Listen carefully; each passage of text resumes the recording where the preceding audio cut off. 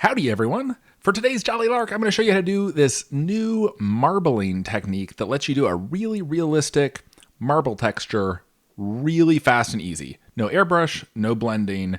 This actually is very fast and very easy. So let's jump right in and check it out. Now, I knew I wanted to paint this cool new magic elephant model from Conquest. Thanks to Parabellum for sending me a copy to use in a video. And I knew I wanted to do it in a marble texture, but I really wasn't sure how I was going to do marble on this scale, on curved surfaces. You know, you do it on a couple of bases, with baby wipes or something like that. But I didn't think that would work, the baby wipe technique. I didn't think it would work that well on a big elephant like this, and I don't really love airbrushing. So I wasn't sure how I was going to do it, and to start with, I started using a liner brush and trying to kind of paint it on and hand blend the edges. It both didn't look great and was fiddly to do. So I just wanted to show you this little clip of what didn't work that well first, and next we'll skip to the other side of the elephant where I really figured out the trick to make this quick and easy. The key thing you're going to want is a slow drying clear medium. In this case, I used the golden open thinner. It has a very thin, as the name would imply, consistency. It goes on smooth. It takes a little while to dry, and it doesn't have the sort of gloopy texture that some mediums have. So I'm painting the whole surface in the open thinner, and then I'm taking a brush. In this case, I'm using a liner brush just because it's easy to do squiggles with it. And I'm just super fast, as you can see, doing kind of a squiggly lightning bolt pattern into the surface that's totally covered in a thin layer of the open thinner. Now you can see, even as we're watching, this video is not sped up at all. As we're watching, the paint is spreading out into the thinner. And because the entire surface is covered with the thinner, there's nowhere to form the coffee stains or edges. So we're getting a fairly smooth transition from the squiggly blue lines into the area that was covered in the thinner. So let's zoom in a little bit and you can see what's happening as it happens, because it's a pretty quick process. So the whole surface, again, is covered in a thin, brushed-on coat of the golden open thinner, and I'll put a link to that down below. And then I'm painting the squiggly lines on with the blue in dark blue, but whatever color marble you want it to be. And now what I'm doing is taking some brushfuls of the same open thinner and applying it in the areas in between the lines. And this is the real trick to getting a naturalistic marbling look. If you've ever done marbled paper art projects, it's a little bit similar to that, where putting on little blobs of the clear thinner are then pushing the lines back into place. So you put the thinner all over everything, cool, you draw the squiggly blue lines on, the squiggly blue lines start to spread out everywhere, but then by adding dabs of the clear thinner back into the open areas between the lines, as that spreads out, you're then pushing the blue lines kind of back to where you put them, but at the same time the blue is blending and diffusing into the clear, and it creates, just like you saw, again, real time, this video is not spread up, in just a minute or two, a very realistic, cool looking marble effect. Now that's basically all there is to it. I'm gonna let the video run a little longer and not cut forward, just to talk about a couple other things I did as part of this process. Now you could use this on any surface you want. This would look great on a base. It'd be cool on a space marine. I think a marble stormcast would be cool. And I may explore some of those ideas in future videos. So right here, you can really see how the dots of the clear thinner are working to actually create the veins in the marble. I want to try this with a black undercoat and white paint. I think that would be cool with like a white veined marble. There's lots of different ways I think you could use this.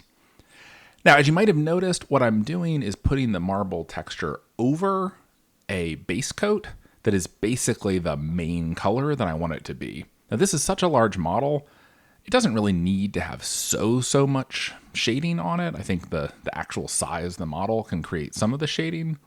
But what I did do is primed it gray, and then I sprayed it white from above. So I'm getting a little bit of shading on the white layer to start with. I'll leave it to you to highlight and shade the base coat however you prefer. That could be with this sort of airbrush zenithal. That could be with some dry brushing layers. It could be just a straight black primer. That would be fine. And you could look at a reference photos for some marble. When you're painting on the squiggly lines, it's all spreading out and diffusing. So be fast. You don't need to be that exact. You're basically kind of painting like lightning bolt shapes, squiggles with forks in it. And kind of the rule I made for myself as I was making it is that I'd start a line at one point. There's another so watch out what's happening when I put the clear here, because that's really where the magic happens. And sometimes even putting a little dot of clear inside a spread out blue line like that right there can create some neat effects. So you can see how the clear is really pushing out the blue to create those randomized marble effects. So yeah, so prepare the miniature with whatever you want kind of the base color of the marble to be, and then you're going to use the squiggly lines to create the veins in the marble. Then if you want, you can go back in and add a little bit more blue if any areas look a little less dark than you want them to. And this is basically it. It really was pretty fast and easy. The open thinner is sticky enough to use that word that it's not pulling up. There's no drips here. I'm not putting on so much of the thinner that you'd ever get something actually dripping down the surface of the model. You want the paint to stay on these curved surfaces. The thing I did learn after doing this initial marbleized base coat is the thinner, which is designed to be added a little bit at a time to paint, it takes a long time to dry. After you put down this marbleized base coat, you probably want to give it like at least a full 12 hours, maybe even 24 hours for the open thinner to fully cure before you go back in and do some more stuff. Part of the fun of a process like this is just kind of futzing around. I'm adding a little more blue to the belly part. I'm adding a little more clear to the leg on the right here. But put down that solid layer of thinner. That's going to prevent any coffee staining. Put on the squiggly lines, and that's pretty much it. So I'm going to kind of speed narrate some of the other steps of painting this miniature. You saw a quick glance of the finished miniature at the beginning of the video. This is not necessarily a how-to video step-by-step for everything I did for this miniature, but I am going to touch on everything that I did to do the marbled sections of the miniature. I'm not necessarily going to go step-by-step on how I painted the bronze or painted the pillows or whatever. If you have any questions about that, feel free to hit me up in the comments down below. I'm always happy to answer questions, but this video is really focusing on the marble effect, which I really am looking forward to revisiting and some other ideas too. I think that would be cool for scenery. I think there could be some other fun uses for it. Now, once the thinner is totally dry, you can see that the elephant now has a little bit more of a matte texture. I'm just going to give a really light white dry brush to the edges here. I started really light with the base coat, so I'm using a pure white. If you were doing this on a darker colored base, just dry brush with a lighter color of whatever the base is. This is just picking out some of the very edges of the stonework here with a little bit of a highlight. Like I said, I'm mostly counting on the base coat to do that work. And the other thing the dry brush is doing is just adding a little bit of a roughened texture. If you're piloting a marble elephant into battle, it's going to take a couple little nicks and scratches. So here I've got all the bronze bits base coated with a dark bronze. And what I'm doing is going in with a little bit of a shading layer, just some thinned down blue paint, the same blue I used for the marble streaks, and using that to shade some of the areas of the legs and stuff. This is like probably 1 part paint to 8 parts thinner, and just putting a little bit kind of in the lower areas to add a little bit of shading. You may or may not want to do this, depending on what model you're using and what colors you're using, but I did it on this, so I wanted to show you how it worked. Just that little bit of thin down blue darkens some of the areas that would be shadowed. And you can see that the marble effect here, as it's fully dried, really pops against the metal texture.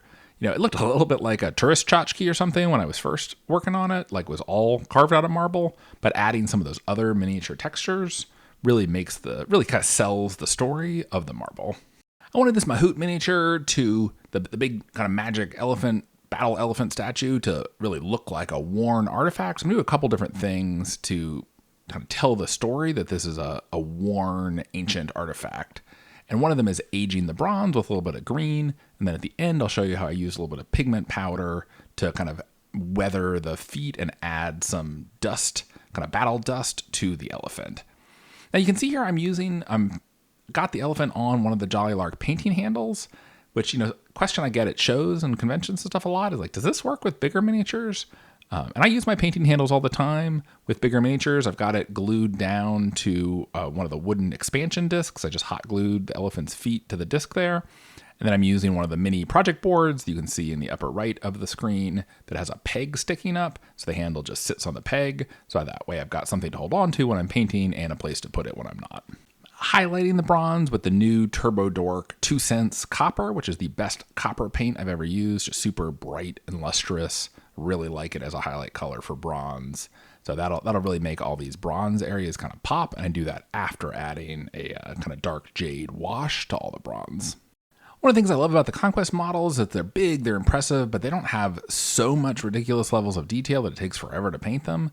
So in not too long, able to knock this out. And then what I did is apply a layer of metal varnish all over everything after basing it. It's kind of a nice satin varnish that both protects it and keeps the metal looking lustrous. And then I applied a matte varnish to the character who's going on top. I didn't want the character to have the matte shininess, the Maharaja character. So varnished them separately. I almost never paint in sub-assemblies, but in this instance, it seemed worth doing.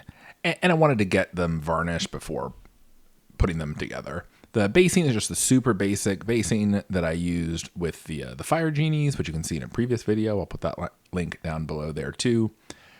Just some dry brushes of a few different browns. So getting the lounging Maharaja on top adds some pops of color. And then let's go over, I'll show you what I did to finish off the base. And we've got a pretty cool looking magic elephant ready to stomp across the battlefield.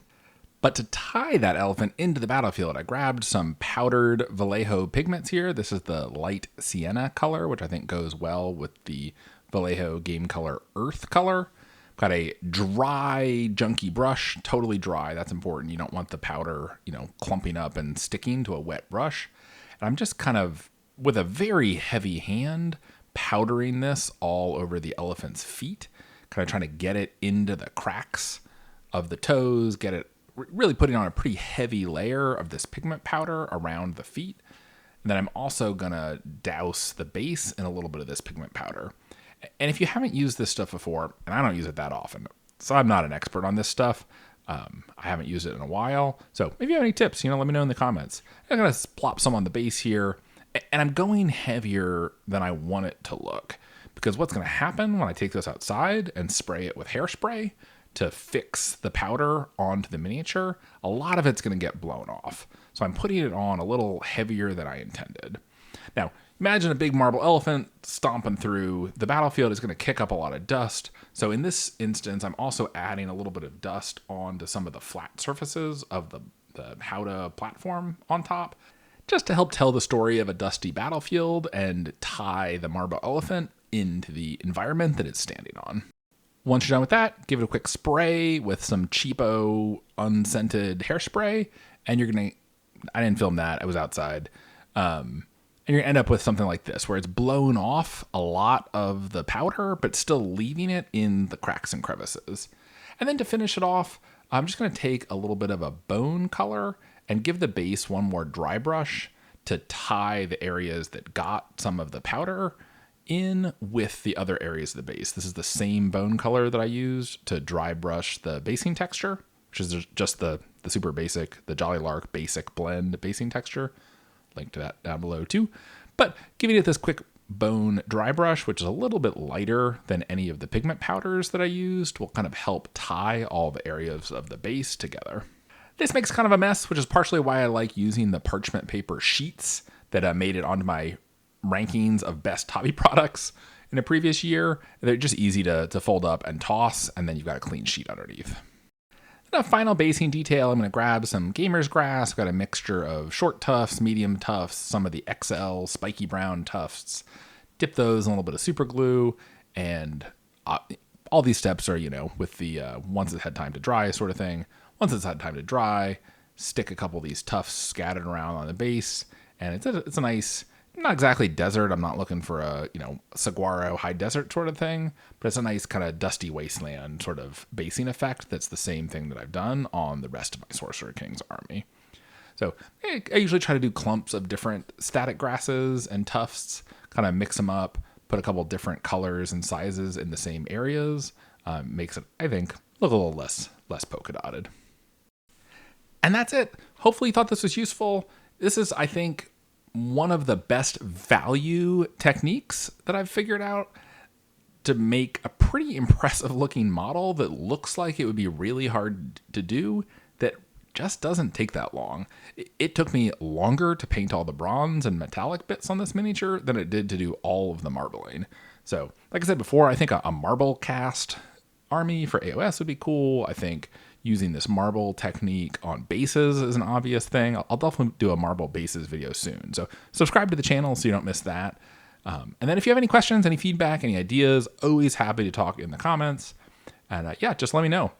Links below to stuff that I use in the video. If you want to pick up some Jolly Lark painting handles that we manufacture, or any of the other supplies that are readily available online, I'll put links to those down below.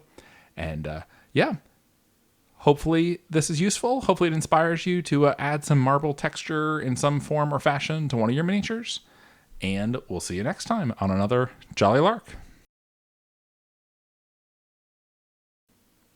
Okay, quick hobby stinger here. I cut this out from the main video and the final reveal of the finished Mahut because it's just a little bit fiddly. This probably deserves its own video at some point. And there's probably other people who have done videos on this too, but I did record it, so I thought maybe somebody would find it useful to see what I did with the Gamer Grass laser plants. These are the red aloe. These come pre-printed on a little sheet of them, and you just pull them out of the sheet. And then what I do with these to give them a little bit more realistic look is to grab a pair of tweezers, kind of pinch the end of each leaf, and then kind of twist the plant, kind of bend the plant around the tip of the tweezer into a tight curl. And then once you let it go, it results in a little bit more natural curl to the leaves. I'm trying to get miniatures done for the battlefield. I'm not trying to spend 100 hours on every miniature.